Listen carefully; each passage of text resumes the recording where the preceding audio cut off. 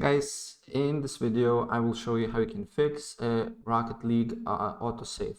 It's quite easy and straightforward, and it will take you less than a minute to fix it, right? So first of all, what you need to do here, you need to open up your Epic Games launcher, and then you need to go to Library, and then right-click on the Rocket League, right? And once you do that, then you need to go to Manage, and once you're here, then you need to, on the bottom, you should see Installation, and here it should be a little folder icon that says Open Install Location.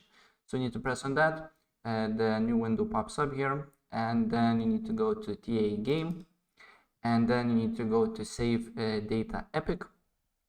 Press on that and delete all the files from here. And once you do that, then basically your autosave error should be fixed. Right, so that's pretty much it what I want to show you, and if I help you out, please press like button and subscribe for more. Take care.